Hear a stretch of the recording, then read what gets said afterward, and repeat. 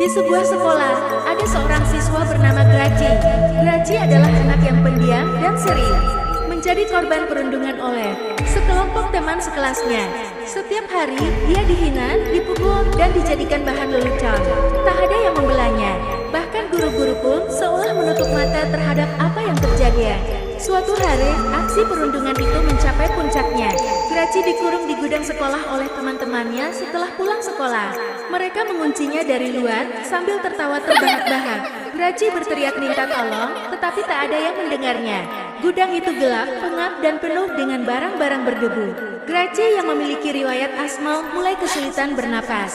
Ia mencoba mencari jalan keluar, tetapi pintu terkunci rapat. Tak lama kemudian, napasnya semakin sesak, dan akhirnya Graci meninggal di dalam gudang itu. Keesokan harinya, jenazah Graci ditemukan oleh petugas kebersihan sekolah. Seluruh sekolah gempar. Teman-teman yang merundungnya merasa bersalah, tetapi tak ada yang berani mengaku. Namun, beberapa minggu setelah kematian Graci, hal-hal aneh mulai terjadi di sekolah. Suara tangisan terdengar dari gudang sekolah setiap malam. Beberapa siswa mengaku melihat bayangan hitam berdiri di dekat gudang. Bahkan, ada yang merasa ada tangan tak terlihat menyentuh bahu mereka saat melewati koridor sekolah. Suatu malam, sekelompok siswa yang dulu merundung Graci memutuskan untuk kembali ke sekolah untuk mengambil barang yang mereka tinggalkan. Saat mereka berjalan melewati gudang, tiba-tiba pintu gudang terbuka dengan sendirinya. Angin dingin berhembus kencang dan lampu di koridor mulai berkedip-kedip. Salah satu dari mereka, Sofia, tiba-tiba merasa seperti ada yang menariknya ke dalam gudang. Ia berteriak minta tolong, tetapi teman-temannya hanya bisa melihat dengan ketakutan saat Sofia terlempar dalam gudang dan pintu terkunci dengan sendirinya. Dari dalam gudang, terdengar suara Sofia yang berteriak-teriak minta. Suara Graci yang dingin dan penuh amarah bergema. Kalian semua akan merasakan apa yang aku rasakan.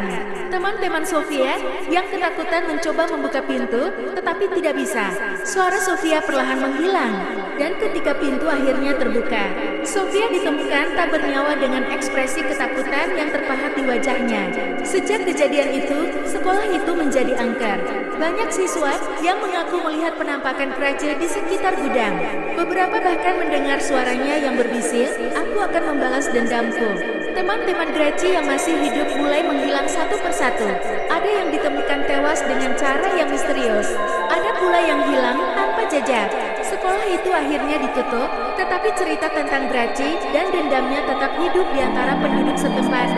Hingga kini, gudang itu masih berdiri, dan siapapun yang berani mendekatinya akan merasa